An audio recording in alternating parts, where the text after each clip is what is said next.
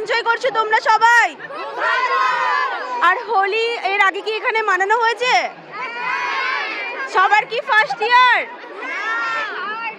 Third year? আচ্ছা, girls কলেজের এই যে হোলিটা সব মেয়েরা মিলে খেলছো, কেমন লাগছে?